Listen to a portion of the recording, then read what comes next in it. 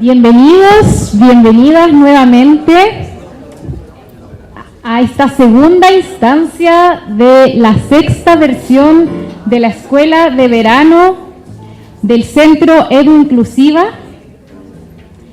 En esta segunda parte de este día, los invitamos a participar al conversatorio Los desafíos de un currículum democrático e inclusivo.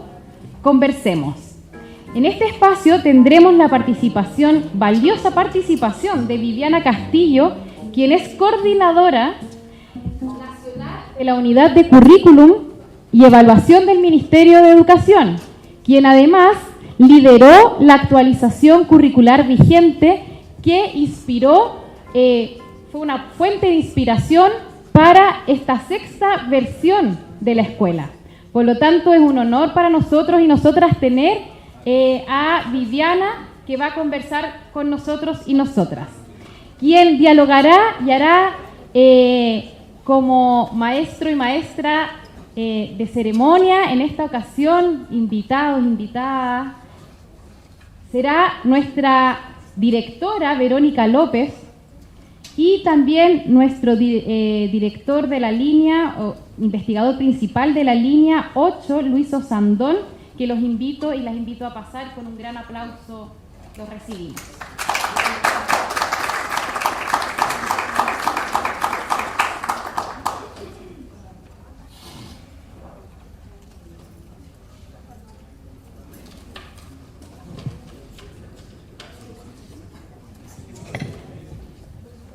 ¿Listo ya?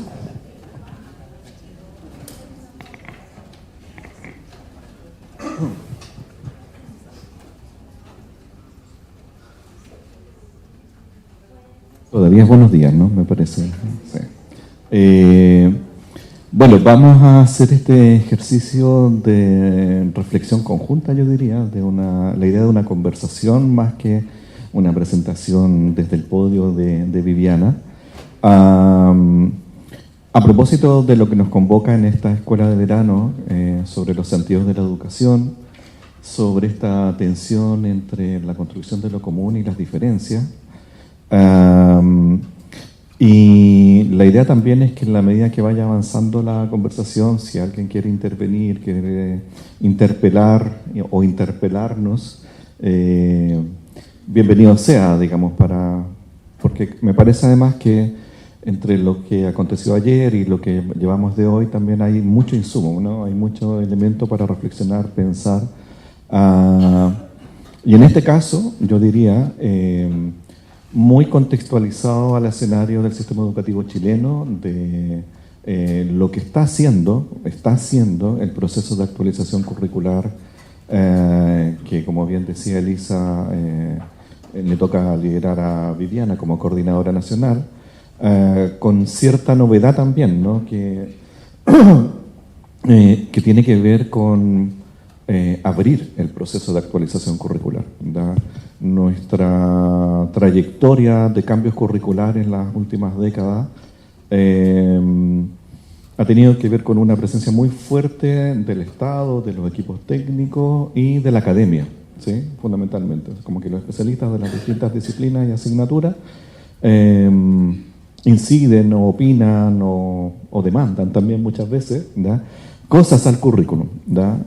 Y una cuestión que creo que es un giro muy interesante y por donde me gustaría partir un poco, que también en tu reflexión, es la idea de democratizar el proceso de elaboración curricular, ¿verdad? Y cuando decimos democratizar, todavía es un proceso de consulta amplio, ¿no? Se hizo un proceso de apertura, de recoger las expectativas que la ciudadanía tenía de las comunidades escolares, distintas actorías finalmente, tuvieran sobre el sistema escolar y eventualmente sobre el currículum. Y eso efectivamente dio lugar a un proceso que parece que sorprendió, por lo que tuvimos comentado en otros momentos,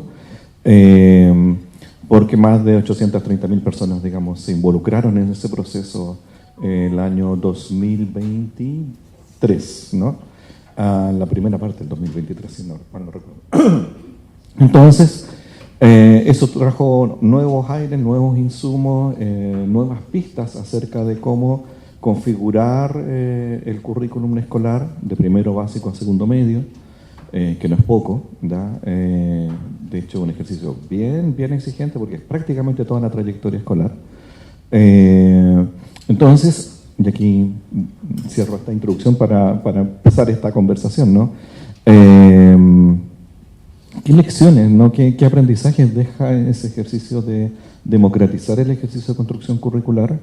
¿Y qué desafíos quedan pendientes también, ¿no? Porque yo creo que uno puede decir, bueno, avanzamos en esto, aprendimos tales cosas, pero también muy probablemente queden también ciertos desafíos que se podrían intentar afrontar en otro ciclo, porque estos ciclos se van repitiendo en el tiempo sucesivamente a través de los años. Partamos por ahí y de ahí vamos desarrollando esta conversación. Bueno, muchas gracias, muy buenos días a todos y a todas. Encantada de estar en este espacio y poder discutir y conversar este tema que para nosotros es de gran relevancia, porque tiene que ver con probablemente uno de los elementos que, bueno, yo siempre lo digo y suena extraño siendo del ámbito de currículum, ¿no? Pero el rol del currículum como un elemento que vertebra la política educativa. Entonces, que nuestra convicción es, cuando hacemos la conversación curricular, estamos hablando directamente sobre el eje de muchas de las políticas y también sobre el eje de la experiencia de aprendizaje de niños, niñas y jóvenes a lo largo de su trayectoria. Entonces, el punto que señala Luis es bien fundamental y deviene, en definitiva, de una reflexión que es anterior. El año 2016 se convocó a una mesa que tenía como propósito proyectar una política de desarrollo curricular y que tiene que ver con un punto también de cómo se hace o se ha ido haciendo históricamente la construcción curricular en Chile, ya que ha venido por una serie de ciclos de desarrollo que han sido más o menos sistemáticos conforme a cuál es la coyuntura política que está alrededor. Entonces, por ejemplo, se logró una cierta estabilidad en los ciclos curriculares de los años 90 en el marco de lo que fue todo el proceso de construcción del marco curricular, fundamentalmente porque hubo una coalición de gobierno que logró mantener y dar estabilidad a ese ciclo. Pero posteriormente, cuando se iniciaron los periodos de alternancia, ¿ya? No había necesariamente una estructura que sostuviera la política curricular como una política de Estado, que es una demanda fundamental que cuando uno ha trabajado los temas curriculares con los docentes es un tema central. ¿Cómo logramos en definitiva generar estos procesos de reflexión y de apropiación curricular que permitan desarrollar el currículum en la sala de clase y que no tengamos en definitiva esta sensación de que el gobierno que venga va a cambiar estas definiciones y por tanto, lo que nos han comentado también muchos docentes, es yo sigo entonces haciendo más o menos lo que estoy acostumbrado a hacer porque no sé cuánto va a durar o qué va a pasar con la estabilidad de este currículum. Eso lo señalo muy en el contexto de un periodo que desde el punto de vista de la política curricular fue bien intenso, que fue el periodo en que estábamos cerrando el ciclo de implementación del marco y se estaba haciendo todo un proceso de levantar evidencia a partir del monitoreo curricular para ajustar el currículum, ¿ya? Que es el proceso de ajuste curricular.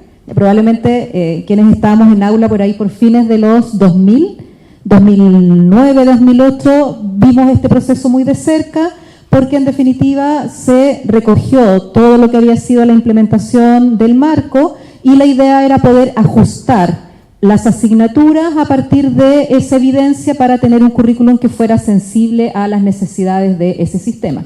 Y estábamos en ese proceso de ajuste, digo estábamos como sistema educativo, el ministerio de la época en ese proceso de ajuste, cuando se generó otro cambio político bien significativo que tuvo que ver con la que ya conocemos como la Revolución Pingüina y toda la movilización en torno a la LOCE, a la Ley Orgánica Constitucional de Enseñanza, que era la normativa que regulaba, entre otras muchas cosas, el currículo.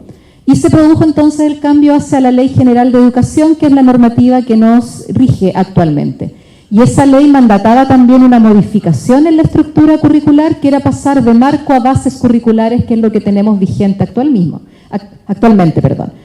En ese contexto de cambio, entonces, teníamos un sistema educativo que venía con el currículum del marco, ya una parte de ese currículum que se estaba ajustando en algunas asignaturas, y posteriormente, dado el cambio de la ley, ya la administración del momento decidió iniciar un nuevo proceso curricular que permitiera pasar de marco a bases. Por tanto, tuvimos un periodo de tiempo donde tuvimos fundamentalmente 3 prescripciones curriculares operando en el sistema de una manera que no necesariamente era la más armónica. Ya, yo soy profesora de Historia y Geografía y tengo muy presente que tuvimos un año en que segundo y tercero medio tenían básicamente los mismos aprendizajes, ya porque en esa transición ya se fue generando como una suerte de solapamiento entre las distintas definiciones curriculares. Y eso probablemente generó una reflexión bien profunda respecto de la política curricular, de cómo podemos generar una mirada que sea mucho más sistémica y pensándola precisamente como una política de Estado. En ese contexto se hace esta convocatoria a esta mesa de desarrollo curricular el año 2016. Luis también tuvo un proceso bien significativo en la coordinación de esa mesa, con la finalidad de generar recomendaciones hacia la política curricular.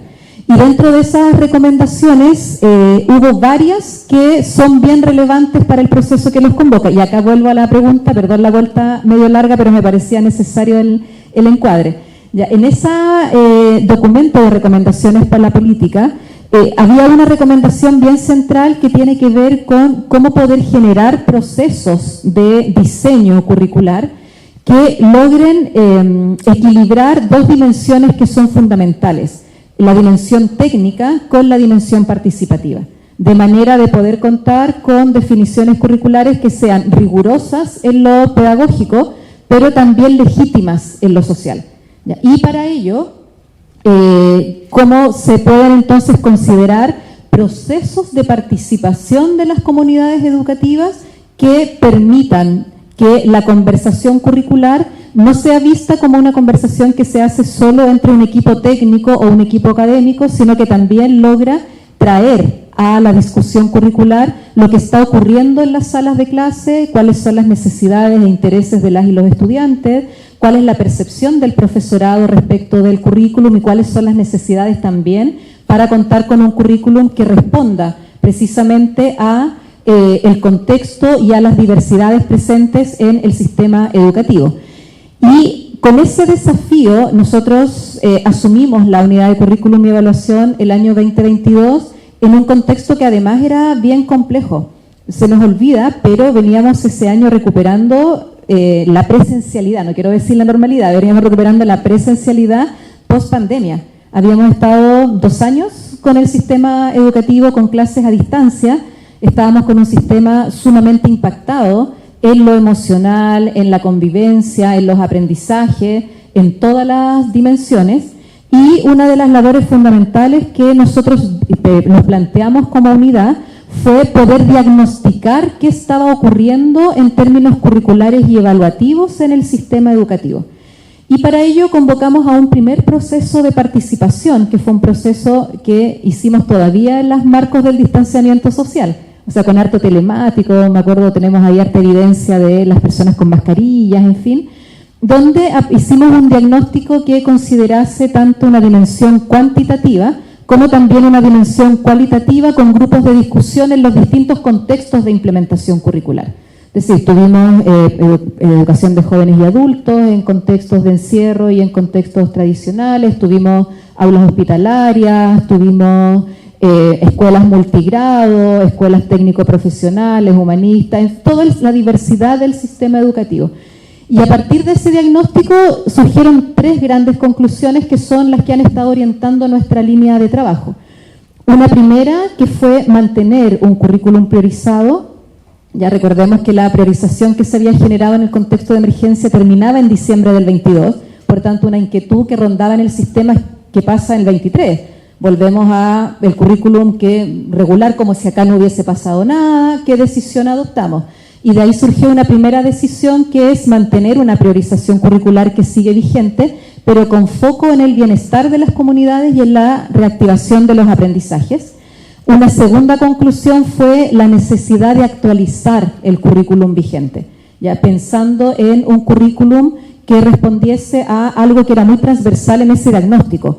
Nuestro currículum actual, vigente como un currículum muy fragmentado y muy saturado en su definición, lo que generaba dificultades en la apropiación y la gestión curricular. Y una tercera conclusión que es más o menos transversal, la importancia de desarrollar procesos de apropiación curricular que fortalecieran la labor de los equipos técnicos y pedagógicos en relación con el currículum. Y a partir de esos tres elementos nosotros establecimos esta agenda de trabajo, actualizamos rápidamente la priorización, la presentamos de manera consultiva al Consejo Nacional de Educación y eso entró en vigencia, y nos pusimos a trabajar entonces en la actualización del currículum, levantando o recogiendo estas recomendaciones de la mesa. ¿Cómo diseñamos entonces un proceso que sea riguroso en lo técnico, pero participativo? ¿Ya? Y ahí lo conversamos bastante, me acuerdo, en aquel entonces él era subsecretario de Educación, nuestro actual ministro. Entonces trabajamos bastante con el ministro actual en el diseño de un proceso que incluyese la participación de las comunidades educativas desde el inicio, que fue el Congreso Pedagógico y Curricular. Y por tanto hicimos hacia el año 2023 una invitación a las comunidades educativas a participar en torno a tres preguntas, que era ¿qué queremos aprender?, ¿cómo queremos aprender?, ¿cuándo y dónde queremos aprender? Y fue una invitación masiva, amplia, con una metodología que estaba propuesta de acuerdo a los ciclos educativos, porque la invitación era para las comunidades educativas a partir de medio mayor y hasta la educación media. Ya, por tanto, tuvimos participación de niños y niñas de educación parvularia, mucha participación de jardines, escuelas, liceos, etcétera. Ya, tuvimos más de 812.000 personas participando, de las cuales más de 500.000 fueron estudiantes. Ya.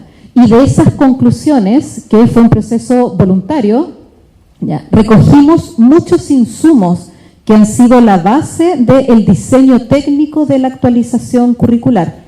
Y además que hemos puesto a disposición del sistema porque creemos que pueden ser la base de muchas otras políticas educativas. ¿Ya? Y se van a ver reflejadas también en otros instrumentos curriculares como los programas de estudio, etcétera. Entonces, a partir de esa primera proceso de participación, de ese diagnóstico, hicimos un trabajo técnico también muy riguroso, mesas de trabajo, procesos de participación con distintos actores, etcétera, que nos permitió elaborar una propuesta que se fue a consulta pública el año pasado.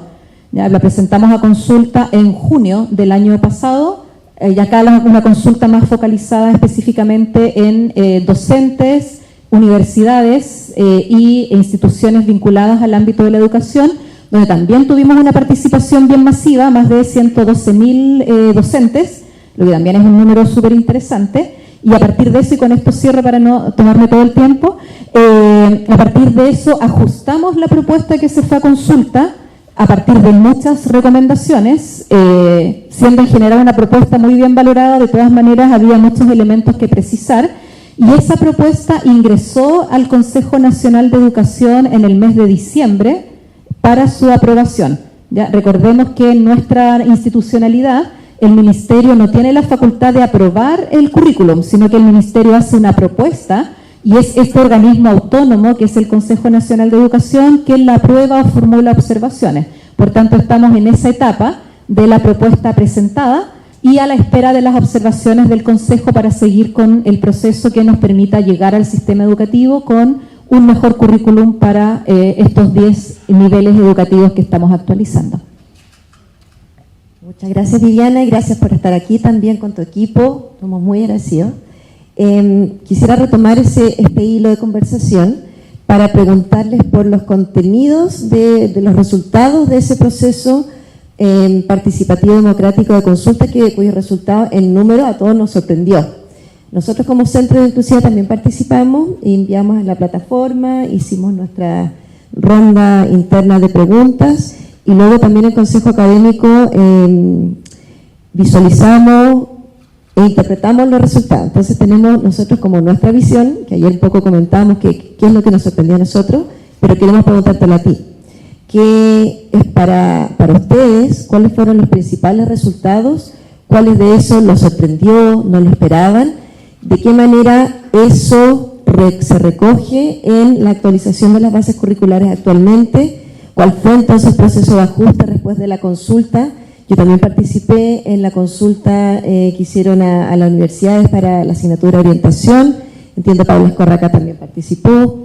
Y entonces, claro, uno participa desde la parte consultiva que te proponen, pero luego son ustedes también los que, como te has dicho, tampoco disponen, porque luego es el consejo el que... Entonces, como un poco preguntarte por esa... Atrás tienes la temática, la visual gráfica, que es la idea de los hongos, los fungos, el bosque, y cómo el currículum no es o no debiera ser un currículum lineal, restringido en tiempo, secuencial, sino más bien rizomático, es decir, que las experiencias de los estudiantes, incluso más allá del aula del texto, incluye el ambiente, un poco de eso hemos estado conversando ayer también con Elizabeth Macedo acá de la Universidad Estatal de Río de Janeiro. Entonces, la última parte de la pregunta es por la cantidad de objetivos de aprendizaje de contenido, si eso se redujo, cuánto se redujo, cómo lo ves tú, y cuáles son las tensiones en eso.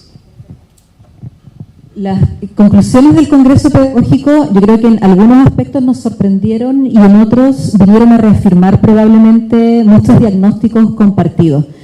Yo creo que de los puntos centrales que salieron de esas conclusiones fue ver plasmada ahí, tanto en los datos como en los elementos más cualitativos del informe, la sensación de las comunidades educativas de la desconexión de lo que ocurre en la escuela con el mundo real. Esa fue probablemente una de las primeras conclusiones que más nos llamaron a la acción. No sé si nos llamaron la atención, es algo que cuando uno está en el sistema educativo lo percibe, pero percibirlo tan masivamente fue un elemento que nos llamó muy profundamente a actuar y hacernos cargo.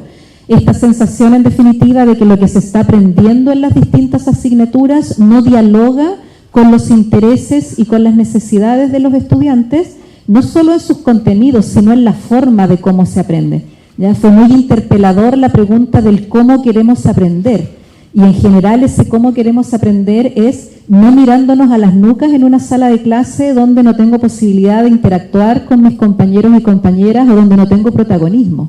Un llamado muy profundo allí a cómo la experiencia educativa le da un rol al estudiante como un sujeto que en toda su trayectoria educativa necesita un protagonismo como parte central de su experiencia de aprendizaje. Y ese protagonismo se expresa en el juego, ese protagonismo se expresa en la experimentación, se expresa en la toma de decisiones, y todos esos elementos fueron surgiendo con mucha intensidad.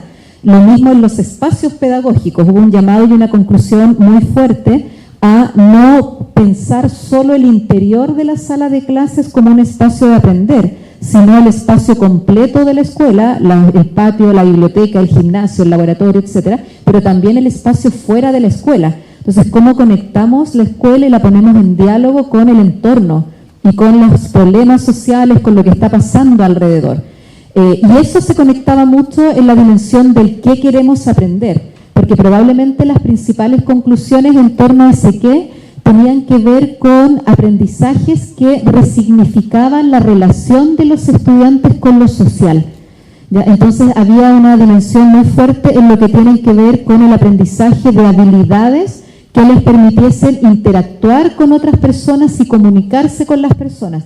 Probablemente ahí nos sorprendió mucho este rol de la comunicación, pero cuando uno se iba más a la parte cualitativa, no tenía que ver con la asignatura, digamos, sino que tenía que ver con cómo desarrollamos en las y los estudiantes estas oportunidades para expresar lo que sienten, participar de una conversación, poder argumentar sus ideas, usar éticamente el lenguaje. Salía mucho esta idea de el lenguaje también como un mediador de la convivencia y por tanto cómo podemos construir una relación de convivencia donde podamos ser mucho más cercanos en la relación con los otros. Por tanto, salía también muy fuertemente las habilidades interpersonales, la capacidad de dialogar, la necesidad de aprendizajes que fortalecieran la democracia y otros ámbitos que también fueron bien significativos más en lo temático. Sí nos sorprendió mucho la fuerte presencia de educación financiera, por ejemplo, como un tema que no habíamos visualizado, pero que tiene que ver también probablemente con esta dimensión de participación en lo social. ¿Ya? Y muy fuertemente la presencia de las artes, del deporte, de todos aquellos espacios que permitiesen una formación mucho más integral. Entonces, esas conclusiones fueron muy iluminadoras del proceso de actualización de las asignaturas. Nosotros lo hemos planteado siempre como un proceso de actualización, porque en definitiva estamos recogiendo la evidencia y la experiencia de implementación del currículum vigente, y a partir de ello estamos haciendo los ajustes que son fundamentales. Pero esos ajustes, algunos son bien estructurales, y ahí voy a la segunda parte de la pregunta. Hay un diagnóstico bien presente, tanto en los estudios de implementación curricular como en los distintos estudios que hicimos a propósito de la actualización, que nos hablan de las dificultades que tienen los equipos pedagógicos para el desarrollo completo del currículum en el año escolar en curso. ¿Ya? Esta pregunta por la cobertura, ¿no? No es solo que no se alcancen a abordar todos los objetivos de aprendizaje, que eso ya en sí plantea un problema bastante significativo en términos de la equidad y de la justicia también de la experiencia educativa, de algunos que pueden lograr cubrir todos los objetivos y otros no, sino que también tiene que ver con la posibilidad que se sentía que ofrecía ese currículum para que las decisiones pedagógicas y curriculares tuvieran espacio. Lo que nos reportaban fundamentalmente los equipos docentes es que hay una presión por cubrir la cantidad de objetivos y no necesariamente por detenernos a ver si los estudiantes están aprendiendo aquello que tienen que aprender y si lo están aprendiendo de una manera que resulte significativa. Y eso tiene que ver en muchos sentidos con la estructura o con la arquitectura del currículum, ya que es una arquitectura que en muchos casos, porque no es similar en todas las asignaturas, fragmenta la definición curricular entre objetivos de habilidades, objetivos de conocimientos y objetivos de actitudes. Lo digo en general porque no todas las asignaturas tienen estos tres, algunas tienen solo actitudes y conocimientos, en fin. Y lo que termina pasando es que si yo tomo todos esos objetivos, llego más o menos a una definición de unos 30 o 40 objetivos de aprendizaje por año. Ya, si pensamos en una docente de primero o segundo básico, que además tiene gran parte de sus objetivos de la asignatura, se tiene que hacer cargo entonces de esos 30 objetivos por año, multiplicado en lenguaje, en matemática, en historia, en ciencia. Entonces se va generando como una presión en esa fragmentación y en esa cantidad, y al mismo tiempo lo que se reportaba mucho es que la decisión es por dónde tomo el currículum, cómo lo interpreto, y lo interpreto en el ámbito del eje de contenidos. Entonces me voy al aprendizaje y la enseñanza del contenido, pero no necesariamente a la habilidad que trabajo con ese contenido y a la disposición actitudinal que puedo trabajar en la experiencia de aprendizaje. Entonces, un poco el diagnóstico lo que nos mostraba es una lectura del currículum por su propia arquitectura muy fragmentada. ¿Ya? Que eso no tiene que ver probablemente con la flexibilidad o no que otorga la ley, porque el currículum es flexible, podemos tomar decisiones curriculares, etcétera, sino más bien con cómo la arquitectura modelaba una forma de abordar el currículum que era percibida como dejando poco espacio a las decisiones pedagógicas. Por tanto, allí hubo una definición que trabajamos con los equipos y que fue parte también de la consulta, de evitar esta fragmentación y hacer una propuesta en las asignaturas de una estructura de objetivos única. Entonces, si ustedes pudieron revisar la propuesta en el proceso de consulta, se encontraban efectivamente con una propuesta única de objetivos que son considerados terminales al año, lo que ya permite también una gestión más flexible, porque puedo volver sobre esos objetivos, incluirlos, integrarlos con otros, etcétera, que reduce en cantidad. Ahora, nosotros no hemos querido centrarnos en la cantidad de objetivos, sino en el trazado del objetivo, que busca ser, también recogiendo las recomendaciones de la mesa del 2016, objetivos más basales o más nucleares, donde no esté definido toda la especificidad del aprendizaje, sino categorías de aprendizaje disciplinares mucho más amplias, que se pongan en diálogo con habilidades que son centrales para el logro de esos aprendizajes y que por tanto den espacio en la gestión de ese currículum en cada contexto a cómo abordarlo más didácticamente y poder entonces generar estrategias de acercamiento al currículum que sean más pertinentes a las realidades territoriales, a los proyectos educativos, a las necesidades e intereses de los estudiantes, sin perder de vista la expectativa formativa. Es decir, siendo un currículum que tiene una alta expectativa sobre los aprendizajes de las y los estudiantes, cómo abre estos espacios para la toma de decisiones curriculares y evaluativas de los docentes, al hacer una prescripción que hemos llamado como de un trazado más grueso o más basal, ¿ya? Y que esas definiciones de cómo yo voy a jugar ese objetivo en la planificación del aula abra muchas más posibilidades de flexibilidad para que efectivamente las y los docentes puedan tomar esas decisiones, que fue una experiencia muy valorada en el contexto de pandemia. O sea, si algo, dentro de todo lo terrible que fue la experiencia de pandemia, si algo valoraba el profesorado, era que había tenido oportunidad de tomar decisiones curriculares probablemente como nunca antes, porque en la mitad de la emergencia necesitábamos resolver situaciones muy contingentes, y allí las y los docentes vieron un espacio de profesionalidad que no sentían que el currículum en sí permitiera. Entonces, a partir de eso, efectivamente es una propuesta con menos cantidad de objetivos, sin por ello renunciar a la expectativa formativa, y que busca dar un mayor espacio a la profesionalidad docente y a la contextualización curricular. Me dan ganas de hacer esa idea de... A ver, pero detente un poco ahí. A ver, te quiero poner la situación en otro lugar, ¿no? Porque hay una característica como técnica de arquitectura del currículum, hay una ganancia al parecer en la idea de transferir algo de poder al profesor para que contextualice a las escuelas, en fin.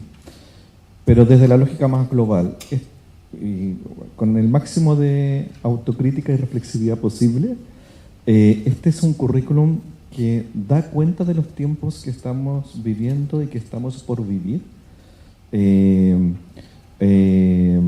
entendiendo que los tiempos cambian rápidamente, ¿no? O sea, 2022 estaba emergiendo ChatGPT y hoy día está instalado con una progresión gigantesca, digamos, en términos de lo que va cambiando la vida de las personas, ¿no? Tenemos acá el incendio de Los Ángeles en verano, o sea, en invierno, en un invierno del hemisferio norte. En fin, o sea, hay como muchas señales, y parte de esta escuela también tenía que ver con eso, ¿no? Como con los escenarios que se dibujan societalmente. Y claro, puede ser un currículum, lo voy a decir así, un currículum técnicamente súper bueno, pero ¿está respondiendo, según tu juicio, a estos tiempos y a los que vienen? ¿O cuáles son las brechas eventualmente que habría que volver a revisar probablemente en un tiempo próximo? Eso. Bien, es una pregunta súper interesante, porque yo creo que es una de las tensiones de la política curricular. Cómo responder al presente y a un futuro incierto y cada vez más incierto.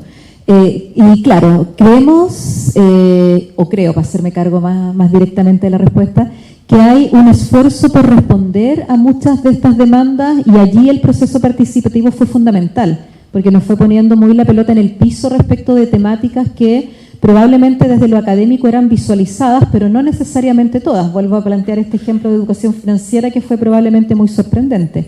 Pero también allí otras temáticas que antes no estaban presentes en el currículum por el tiempo en que se elaboró. O sea, este tema de la temporalidad es clave. El cambio climático tenía muy pocas menciones, ahora pasa a ser un elemento bien estructurante de la reflexión curricular, la ciudadanía digital, las habilidades comunicativas, la comprensión de que yo no solo leo y escribo en el contexto del lenguaje, sino que hay un aprendizaje transversal a lo largo del currículum. En fin, entonces hay una serie de decisiones tanto de arquitectura como de temáticas, y que se van a ver reflejadas posteriormente en el trabajo de los programas de estudio y de la apropiación curricular que va a acompañar esto, ¿ya? Es decir, no va a ir solo el currículum al docente, sino también una serie de acciones de apropiación y de generación y fortalecimiento de capacidades de los equipos de aula para poder tomar decisiones pedagógico-curriculares, en las que esperamos y apostamos que el currículum tenga esta flexibilidad para poder ir respondiendo a estas necesidades más emergentes. Entonces, en la medida en que yo, por ejemplo, busco, lo voy a decir un ejemplo genérico, porque la propuesta está en resguardo de información del Consejo, así es que no me referiría a ningún objetivo que está presentado, pero lo voy a decir muy genérico. Si yo necesito, por ejemplo, que las y los estudiantes puedan comprender el concepto de cultura o de interculturalidad, yo puedo hacer una formulación de un objetivo que sea más amplio sin entrar en detalle, de que eso lo hagan en el contexto de esta cultura y de estas características culturales, que es un poco lo que pasa en nuestro currículum actual. Entendamos el concepto de civilización, por ejemplo, estudiando la civilización maya, y a partir de la civilización maya el clima, la ubicación, el tiempo, la organización política, religiosa, etcétera. Entonces, ese listado de condiciones era leído como lo obligatorio que tengo que enseñar, más que preocuparme de la comprensión del concepto de civilización, por ejemplo, que es un concepto que yo puedo mover a distintas realidades. Entonces, eso es lo que buscamos más o menos desarrollar con esta propuesta. Veremos ahora que nos venga la evaluación del Consejo si lo logramos o no, y si eso es valorado o no también en el proceso de diálogo que se está realizando. Y ahí haremos los ajustes y lo que sea pertinente. Pero, y muy breve para pasarnos al tema de evaluación, creo en tu pregunta que hay otro tema que también es bien significativo, es cómo formalizamos o hacemos más evidente una política de desarrollo curricular, que era un poco quizá lo que quedó en la formulación de la mesa del 2016 y que hemos estado recogiendo, donde no solo nos preguntemos por los ciclos de actualización curricular, que además quedaron establecidos en la Ley General de Educación, ya una vigencia mínima del currículum de 6 años y procesos de diagnóstico, de levantamiento de información y de consulta para su actualización, sino más bien cómo en ese intertanto entre que el currículum se diseña y se vuelve a mirar, se acompaña y apoya a la escuela para poder hacer desarrollo curricular, ¿ya? Que es probablemente esta clave de la apropiación del currículum y la generación también de procesos de reflexión permanente y de formación continua del profesorado para tomar estas decisiones pedagógico-curriculares que vayan haciendo que este currículum vaya siendo flexible y sensible también a lo que está pasando directamente en los territorios o que dialogue de mejor manera con los proyectos educativos. Entonces yo diría que hay un esfuerzo en la arquitectura y en las temáticas por resolver esta tensión que propones. Ningún diseño es perfecto, ¿ya? Y esperamos que de verdad de la retroalimentación del Consejo podamos mejorar la propuesta que está, y esto tiene que ir necesariamente acompañado de una política más sistemática que vaya monitoreando y permitiendo la toma de decisiones oportunas para que este desfase frente a la incertidumbre y a lo cambiante del mundo vaya siendo también acogido por quienes están más directamente trabajando el currículum en contacto con los estudiantes, que son las y los docentes. Eso me hace pensar en la parte de la implementación en terreno, en territorio, el rol de los LEP, las dificultades respecto de la supervisión de PRO focalizada en cobertura curricular, pero ahora que está pasando con los traspasos, eso es todo un tema también para conversar. Quiero derivar hacia la parte de evaluación del currículum. Tú eres coordinadora nacional de la unidad de currículum y evaluación del Ministerio de Educación. Tuvimos recién una conferencia del doctor Jorge Torres, quien decía algo así como era, que la evaluación, dime qué evalúas y cómo evalúas y te diré cuál es tu propósito educativo. También él hablaba y habla, ¿no?, de la idea de justicia curricular. Entonces, en ese marco, y a propósito de otras políticas que han ido modificando y transformando la evaluación, pero no del todo, o sea, seguimos teniendo un CIMSE que, si bien se suspendieron las consecuencias de altas, de la más drástica, está todavía en suspensión eso, ¿no? Pero la parte de, y ese CIMSE supuestamente también evalúa los contenidos, y luego tenemos también lo que pasa para la prueba de selectividad, pero lo que corresponde a la evaluación de los aprendizajes en aula, el decreto 67 vino a proponer una modificación bien importante. Yo dirijo una tesis que ya se depositó en el doctorado de Psicología de Claudia Allende sobre los procesos de creación de ideación de esa política, y ustedes han trabajado en el marco del convenio entre el Ministerio de Educación y el Centro de Inclusiva en un trabajo en torno a la evaluación formativa, que para quienes no sepan, el decreto 67 vino a eliminar la repitencia automática por los criterios que teníamos desde el año 60, entiendo, en Chile, pero que no estaban antes, ¿no? Ayer estuvo Miguel Caro con nosotros y nos contaba también la historia del desarrollo profesional docente desde el desarrollo curricular, incluso la producción curricular en los años 20, 29, que luego un poco murió eso. Entonces, la pregunta aquí por la evaluación formativa, mi pregunta es hacia ustedes dos. ¿Qué es lo que ustedes hicieron? Si nos pueden contar cuáles son los principales resultados de eso y cómo ven ustedes las posibilidades reales de cambiar a una forma que sea más inclusiva respecto de la evaluación. Parto yo entonces. Bueno, sí, tuvimos la oportunidad de hacer el año pasado, pasado ya, un estudio sobre, en rigor, el concepto de evaluación diversificada, ¿sí? Que también es un concepto que no existe mucho en la literatura, pero que se ha ido como asentando, y creo que en algo contribuimos también a aquello a propósito de lo que hicimos. A ver, efectivamente el decreto 67 marca un cierto hito, digamos, en la transformación de culturas evaluativas, yo diría, y en el rol también profesional del pedagogo en estimar el avance, el desarrollo, el aprendizaje, la formación de las personas, ¿no? Y en ese sentido el decreto es súper interesante. Efectivamente abre campo a la toma de decisiones, a la reflexión, a la deliberación en las escuelas. Bueno, nosotros emprendimos un estudio que tenía varias partes, pero voy a comentar una de ellas porque si no sería muy extenso, la que tiene que ver con una parte más cualitativa donde se seleccionaron algunas escuelas que tenían unos reglamentos de evaluación que según una matriz que armamos, digamos, puntuaban bastante bien en términos que estaban muy alineados con el decreto 67. Y esto a nivel nacional, en 3-4 regiones del país, fuimos a distintos lugares, escuelas desde liceos, escuelas básicas, escuelas rurales, en fin, una diversidad bien importante.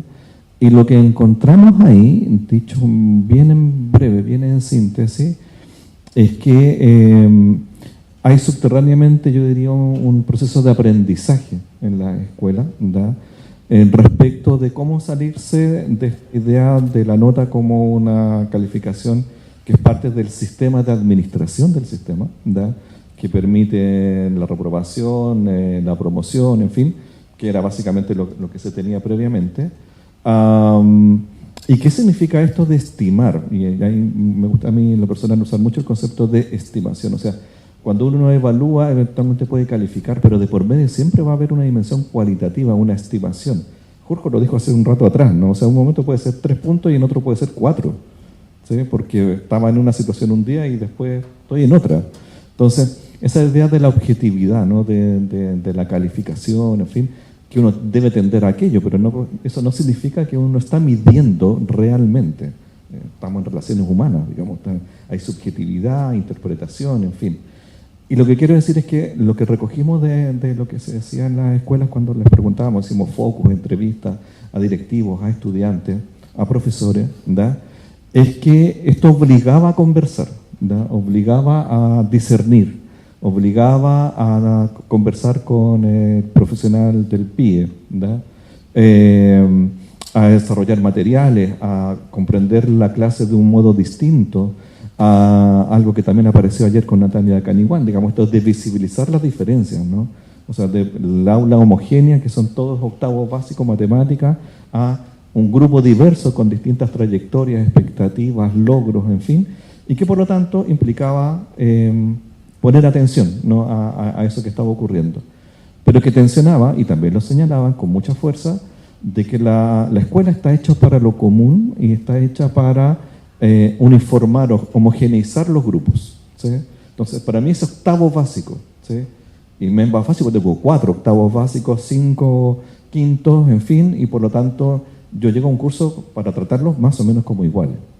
Entonces, la exigencia por la diversificación es una exigencia también por relevar al individuo. Y frente a eso, y acá uno lo dice como profe, efectivamente es muy difícil, porque uno finalmente la clase la hace para un conjunto. Y estar atento a cada avance, cada situación particular, genera una atención, ¿sí? Entonces, ahí hay un aprendizaje en torno a cómo leer el aula, a cómo gestionar la temporalidad del aula, una cosa muy bonita, ¿no? Que es la idea de que hay unos que van más adelante, otros que van un poco más lento, que hay que esperar, ¿verdad? Que en otros podemos ir más rápido, ¿sí? Y por tanto te empieza a desordenar el canon administrativo, ¿sí? Y hay como una exigencia, oye, pero déjennos hacer cosas, ¿no? Para poder dar cuenta de esto que nos piden. Cierro con esto simplemente para decir de que también aparece con bastante fuerza algo que está cruzando a todo el sistema educativo, que es una colisión de dos racionalidades distintas. Una es la inclusión y otra es la rendición de cuentas. Y se vive en la sala de clases, se vive en la escuela cotidianamente. Nos piden que seamos atentos a la diversidad, al desarrollo individual, a los ritmos distintos, y por otro lado nos piden que mantengamos, subamos los puntajes que tenemos, ¿sí? Entonces, frente a eso, no puedo servir a dos señores al mismo tiempo, ¿sí? Y ahí me devuelvo hacia ti y hacia el Estado, ¿no? De qué hace la política pública, qué hacemos con un sistema educativo que está sometido a esa contradicción, porque mientras ocurra, podemos avanzar inclusive con un currículum más abierto, más flexible, en fin tal, pero por otro lado sigue existiendo la presión, lo acaba de decir también sobre el tema de esta idea de que, bueno, mantengamos el CIMSE, ¿no? Y hay gente que la sostiene y no va a estar disponible, probablemente en términos bien políticos, a sacar elementos como aquello, ¿ya? Sacamos las consecuencias, las moderamos.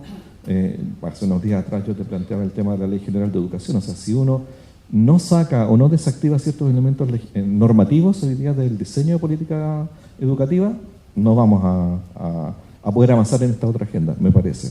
Entonces ahí te devuelvo la palabra a ti. ¿Cómo ves ese asunto?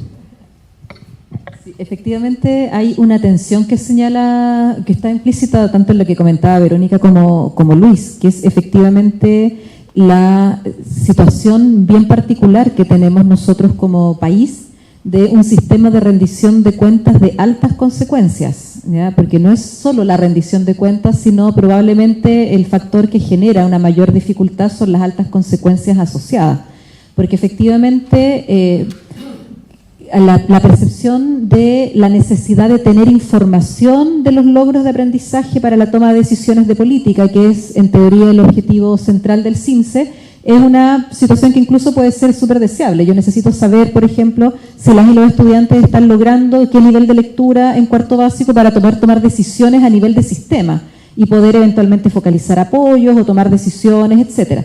La dificultad se genera cuando aquello se asocia a una alta consecuencia para el establecimiento y por tanto empieza a generar una serie de distorsiones que están súper estudiadas.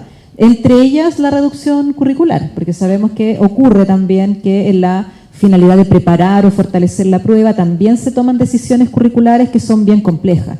Ciertas asignaturas cuyas horas las ocupo para hacer ensayo o que le doy prioridad a algunas, como, insisto, si yo solo aprendiera aquello del CIMSE en ciertos espacios y no en la experiencia formativa completa, en fin. O sea, sabemos que la presión de la medición estandarizada genera impacto sobre la escuela en su conjunto, en su gestión, en sus decisiones curriculares, en sus decisiones pedagógicas.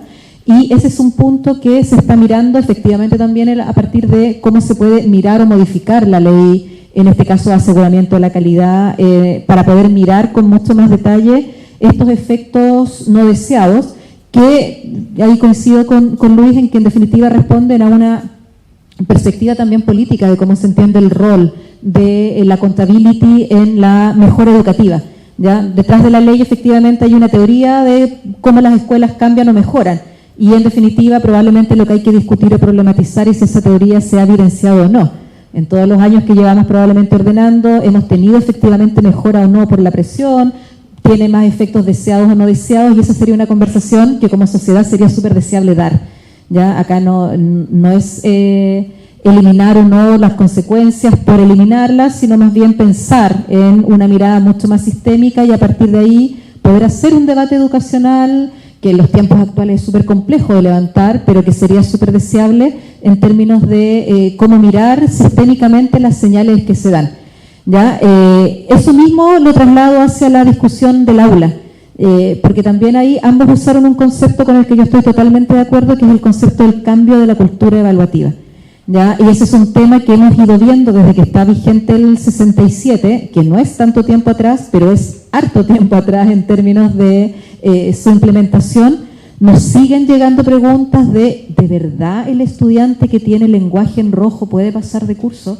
Y la respuesta no es si puede o no puede. Usted haga un proceso de deliberación, vea la evidencia de aprendizaje y tome una decisión pedagógica, evaluativa, que resguarde la trayectoria de aprendizaje de ese estudiante. Ese es el foco en definitiva. No es que usted no pueda tomar la decisión de que el estudiante repita, sino más bien si va a tomar una decisión de que ese estudiante no es promovido de curso, cómo se tomó esa decisión a partir de una evidencia robusta y cómo se acompaña a ese estudiante para que eso no se traduzca en consecuencias que afecten su trayectoria. Y eso ha sido un tema que efectivamente ha costado en la lógica en que nos hemos formado, tanto como estudiantes como docentes, en todo el tiempo anterior al decreto 67. Por tanto, hemos estado allí trabajando en una serie de recursos y orientaciones, y este año vamos a llegar también con muchas más acciones formativas.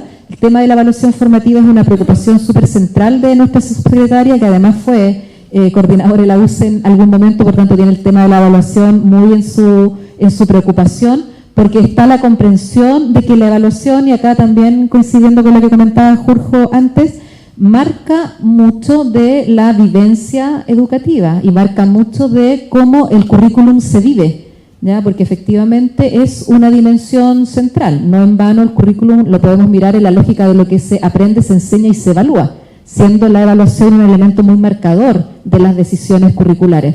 Por tanto, estamos haciendo un esfuerzo por mejorar la capacidad de reflexión en torno al 67, generar también los apoyos y entrar también por el lado, ahí estamos en coordinación con la superintendencia, de cómo miramos los reglamentos y cómo hacemos un trabajo mucho más sistémico en fortalecer. Bueno, aquí el informe que nos entregaron en esta consultoría viene con recomendaciones muy interesantes que estamos mirando mucho de cara a las acciones de fortalecimiento de la evaluación formativa con las que vamos a salir en marzo al sistema educativo, ya que abordan a grandes rasgos la línea de apoyo a la formación docente, mirada a los reglamentos de evaluación, disposición también de herramientas que permitan diversificar los espacios de evaluación y, por cierto, seguir recogiendo evidencia y mirando experiencias que puedan también nutrir el aprendizaje de otras comunidades. Ahí se vienen cositas, como se dice, estamos preparando un seminario bien interesante también de poder mirar prácticas evaluativas y poder mostrar esas buenas prácticas evaluativas también para que otras comunidades puedan aprender y se pueda generar también una red de reflexión en torno a la evaluación formativa. Se me ocurre en lo que a nosotros no podemos contribuir, hagamos un seminario. En abril, cuando venga la profesora en cotutela, Magda van den Candelare, que es experta en temas de repitencia, y estaría muy encantada. Vamos a empezar a abrir la discusión.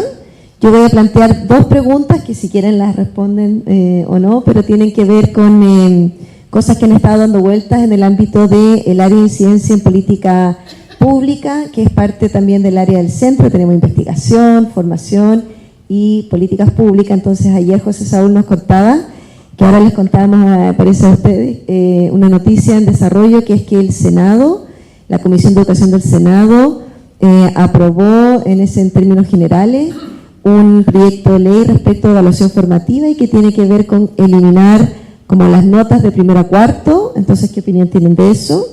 ¿Qué opinión tienen de la idea de sin celulares en el aula? Que también a cada rato se les ocurre hacer ese proyecto de ley, van como 20 en eso. Y entonces abro también la palabra a ustedes en función de lo que quisieran preguntar, comentar.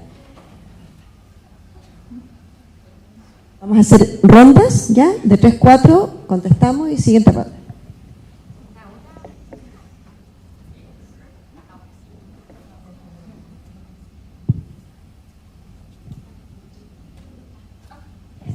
Ahora sí.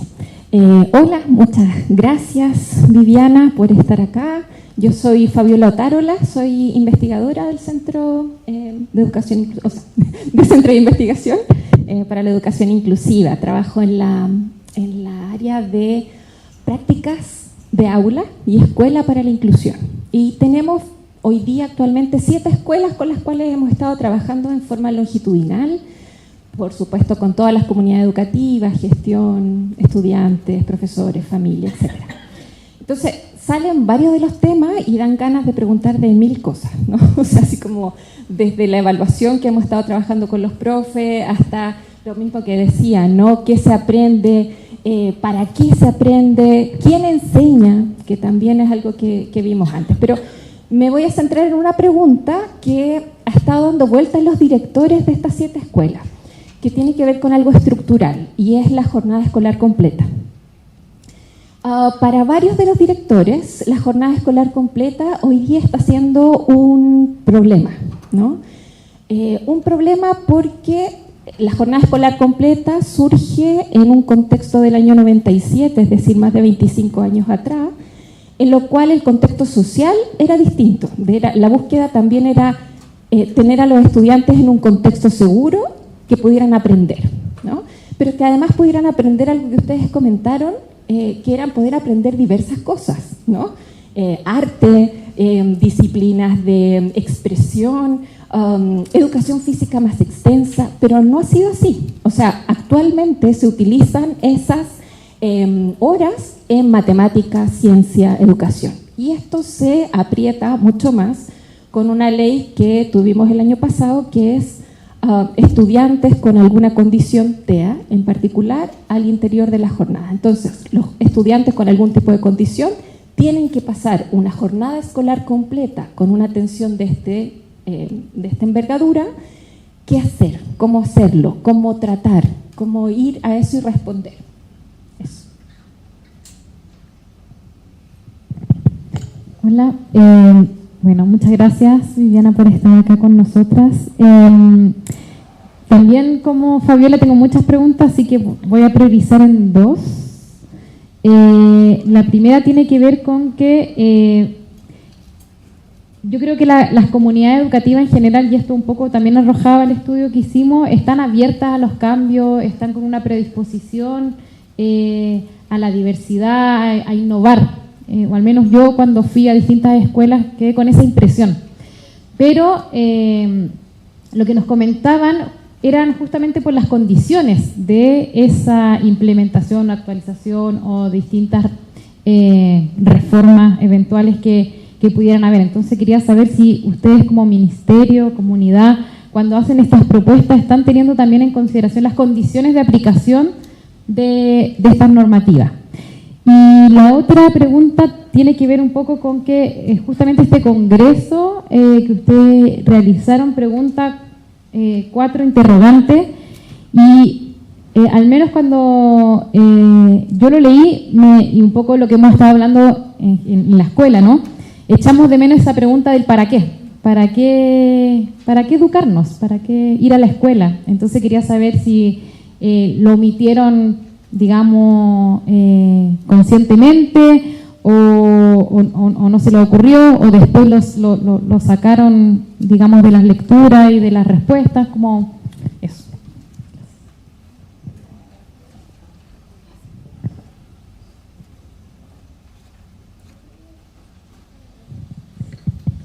Hola, muchas gracias, Viviana, por tu presencia y de lo que se ha hablado. Me interesa mucho esta temática y de hecho ayer lo hablamos al cierre de la actividad en el Pasto, lo hablamos mucho. Eran 2 preguntas, ya en cuanto a la jornada escolar completa ya se hizo la pregunta, ya paso a la segunda, que me interesa mucho esos cambios, esos ajustes que se están haciendo a este currículum. Me llama mucho la atención. Primeramente agradezco que ya se haga un ajuste, porque ya después, post pandemia, urgía urgentemente hacer un ajuste, pero me preocupa de cómo la normativa va a poder asegurar de que todas las escuelas cuenten con los recursos para poder implementarlo. Porque, por ejemplo, en el ajuste que va a haber tenemos arte visual y vamos a tener arte escénica, en tecnología se va a trabajar mucho todo el aspecto de las TICs, la inteligencia artificial, pero si miramos hoy en día, por lo menos yo trabajo en el sector público, de la mayoría de las escuelas no todas cuentan con una sala de computación. Y si es que si cuentan con sala de computación, no tienen internet. Entonces, ¿cómo se va a asegurar todos estos ajustes que ustedes están presentando? ¿Cómo la normativa va a poder asegurar que estén estos implementos? Esa es mi pregunta.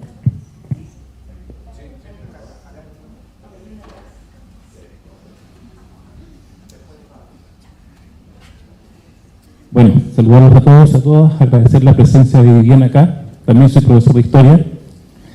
Y mi pregunta va un poco en sintonía con lo que se ha dicho anteriormente, ¿no? pero básicamente tiene una perspectiva de proyección. Tú nos comentabas los antecedentes que llevaron a esta lógica más participativa, hiciste una reflexión sobre la evaluación del proceso en que estamos, ¿no?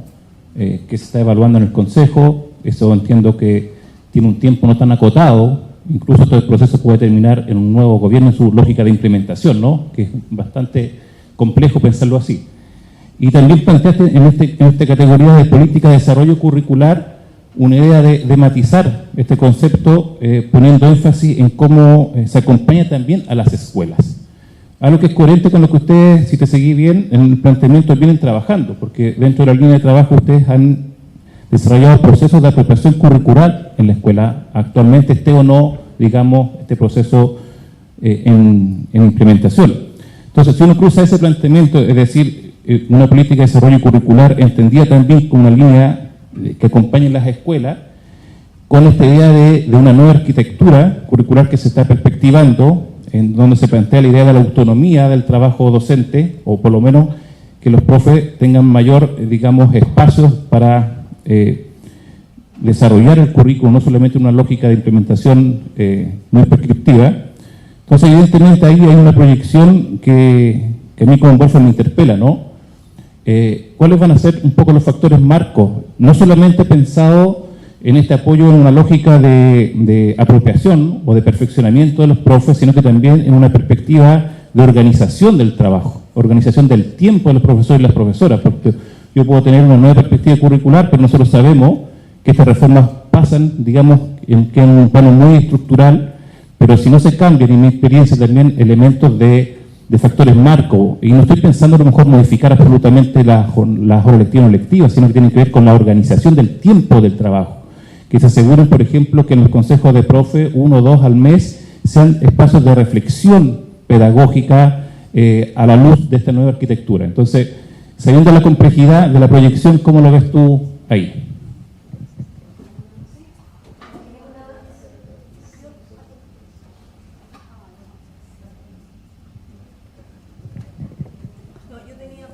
Buenas tardes.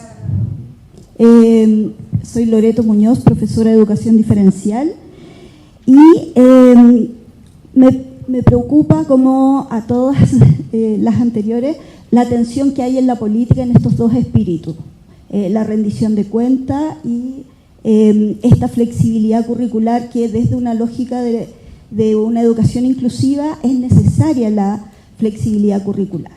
Entonces, ¿cómo ustedes están viendo los apoyos en esta arquitectura curricular? Pensaba que desde las orientaciones al 170 la mayor cantidad de apoyos en el aula están en lenguaje y matemáticas. Cuando tenemos estudiantes, por ejemplo, estudiantes con diagnóstico de TEA o de trastorno de déficit atencional con hiperactividad, que deben ser en educación física, en otras áreas, que desde mis sueños, yo digo, las profesoras de educación diferencial debiéramos apoyar a un curso entero en todas las asignaturas en función de poder generar apoyos contextualizados. Entonces, ¿cómo están viendo eso? Y segundo, escuchaba a Silvia Izaguirre ayer o antes de ayer hablando de los resultados de la, ¿cómo se llama ahora? PAES. Hablando de cómo se inflaban las notas. El NEM. Entonces, y que había que hacer un reestudio de cómo se calculaba, de los criterios para calcular el NEM. Entonces, ¿cómo ustedes están viendo? Porque esa va a ser una discusión política muy fuerte, sobre todo en los sectores de derecha más conservadores, que quieren que nada cambie y que le dan mucho peso a la meritocracia, con toda esta idea de flexibilidad curricular y flexibilidad en la evaluación. Muchas gracias.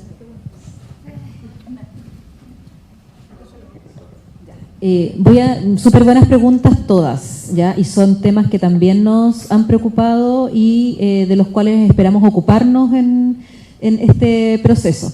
Claro, es un proceso que tiene definidos ciclos de iteración. La presentación al Consejo Nacional tiene ciclos que están establecidos en la misma ley general. ¿Cuánto tiempo tiene el Consejo para revisar? ¿Cuánto tiempo tenemos nosotros para devolvernos? Y pueden ser varios ciclos. Tercero y cuarto medio tuvo, si mal no recuerdo, como 7 ciclos. O sea, quiero decir que no es un proceso que sea rápido, pero también pienso que no es necesariamente el interés de que sea rápido, sino de que sea bueno, ¿ya? Y acá la apuesta tiene que ver precisamente con confiar en una visión de Estado, y si esto pasa para otra administración, que esa otra administración se haga cargo y no, o sea, cómo se generan también esas condiciones para que el ciclo político de la administración no sea aquello que mandate si nos decidimos o no hacer una modificación más profunda de una política educativa. Ya entendiendo probablemente que la política educativa necesitamos lograr que vuelva a ser una política de Estado. Y estamos también trabajando y generando las condiciones para aquello. Varias preguntas, después me voy a referir como la de jornada escolar completa, que escapa como quizá un poquito más al ámbito de nuestra unidad. Pero varias de las preguntas yo creo que están muy asociadas a cuando nosotros hacemos el diseño de la actualización curricular, diseñamos también un plan de implementación, o como lo llamamos, Manuela, plan de apoyo al desarrollo e implementación curricular, ya para no perder la idea de que la implementación, que transmite un poco esta lógica como más técnica de usted me llega el currículum y usted lo hace en la sala, tiene un componente de desarrollo que tiene esta perspectiva profesional sobre quienes van a trabajar con ese currículum. Ya nosotros estamos súper convencidos de que el diseño y el desarrollo no son procesos separados, sino que cuando un docente toma decisiones curriculares también diseña, ¿ya? Y hace diseños que son pertinentes para su contexto, y eso también tiene que generarse. Este plan de apoyo al desarrollo y a la implementación considera varias líneas.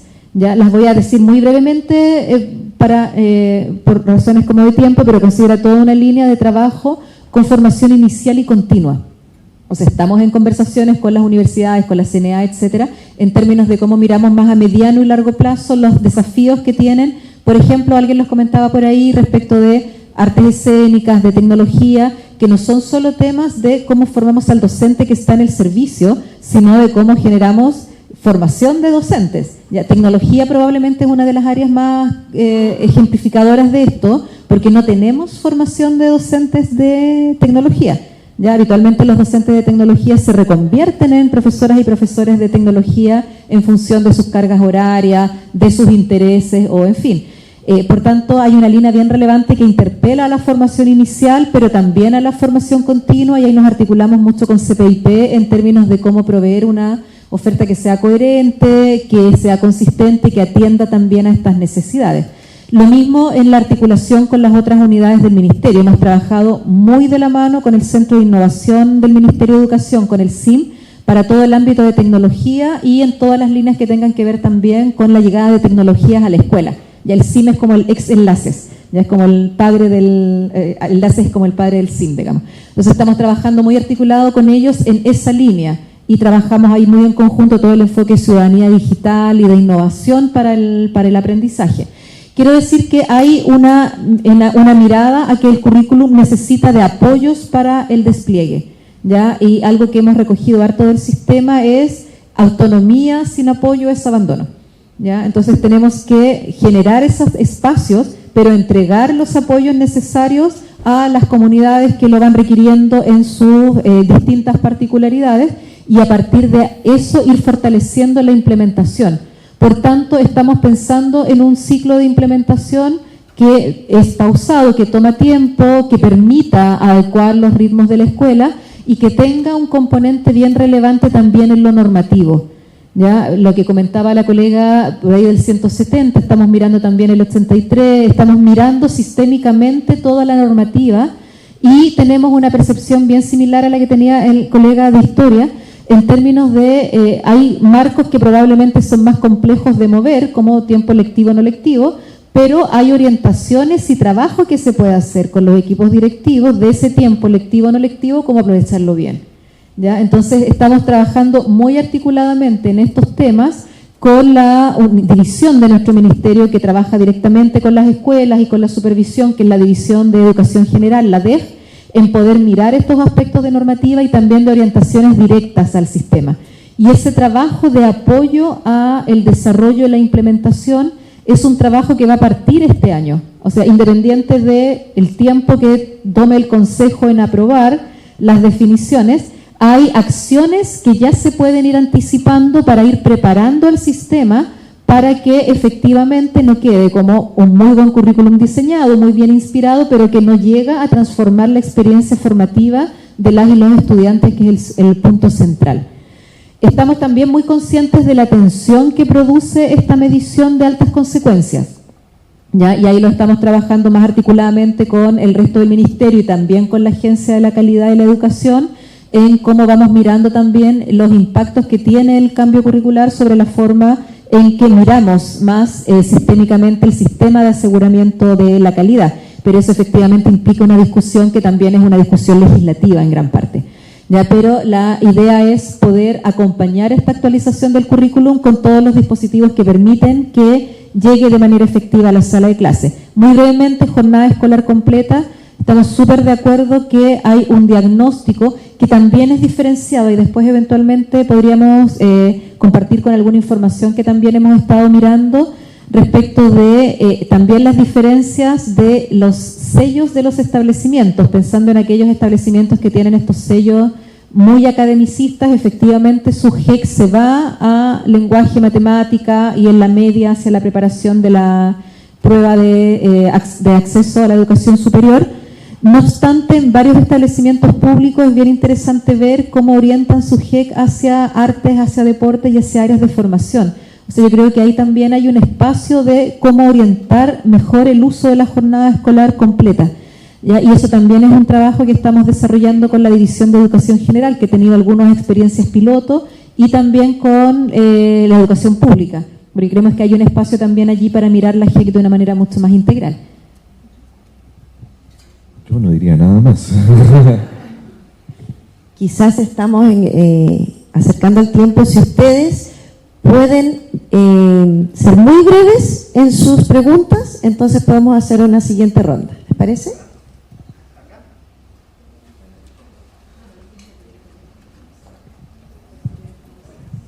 Sí. José Saurado de Inclusiva.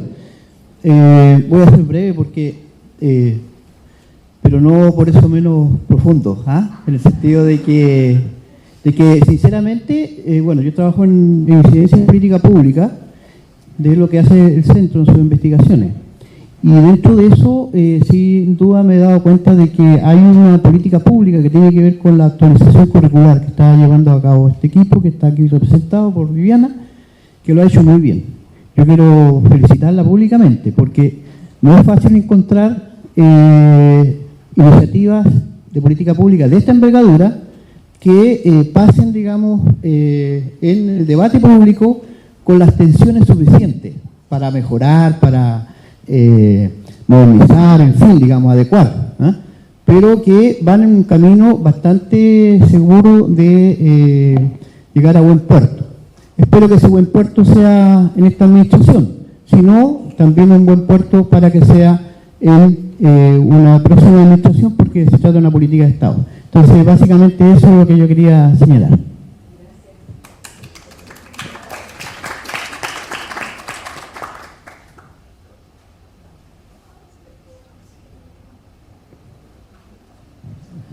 Hola, buenas tardes. Mi nombre es Francisco Leal Soto, de la Universidad de Tarapacá y Edo Inclusiva.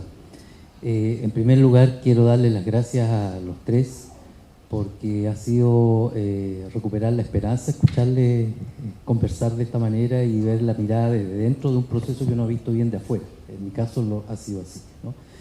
Y lo que he escuchado me permite recuperar algo de esperanza en que las cosas van a ir progresando en un sentido que hará más humana la educación que recibimos hoy día en las escuelas, ¿no? Que se entrega a los niños en las escuelas.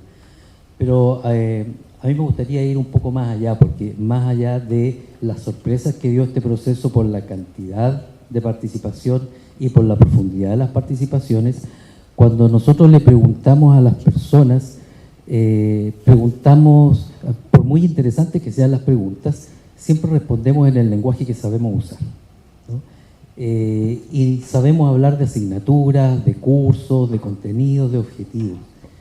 En el transcurso de estos 2 días hemos escuchado un par de veces algunas menciones a experiencias que rompen ese esquema, que van más allá. Y Pero aquí estamos hablando de ajuste curricular, se ha mencionado por ahí de pasada, no es una reforma, que es un paso más, pero ¿habrá alguna expectativa en un plazo razonable de que podamos pensar en una transformación del currículum, en una transformación de la mirada? ¿Será que yo pueda esperar que mis nietos aprendan de una manera distinta y con otra lógica distinta, que no sean las asignaturas y los cursos y esta progresión lineal?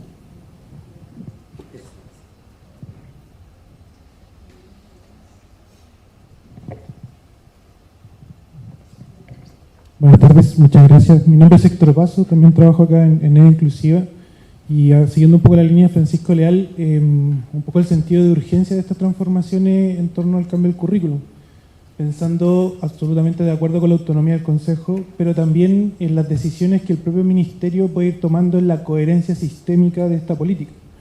Hay cosas que dependen de conversaciones que se dan dentro del Ministerio de Educación y que no necesariamente van en los mismos plazos que el Consejo Nacional de Educación.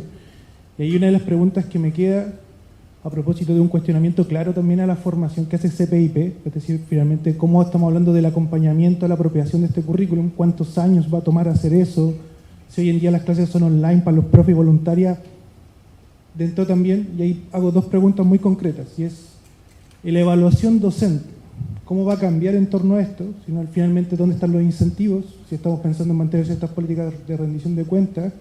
Y finalmente, ¿cuál es el rol del Ministerio y del Estado en la formación inicial docente desde las universidades públicas? O sea, probablemente en una universidad privada no nos vamos a poder meter en su currículum, pero tenemos potestad para poder meternos quizá en el currículum de la UNCE, de la UPLA o de otras universidades públicas que ofrecen formación inicial docente y que por lo tanto tenemos una oportunidad para avanzar también en una nueva forma de pensar el currículum e implementar e interpretar ese currículum pensando en coherencia sistémica. De nuevo, súper buenas preguntas y que dan para harta reflexión. En general, los procesos curriculares son siempre procesos complejos donde está esta tensión de qué tanto se avanza en una modificación.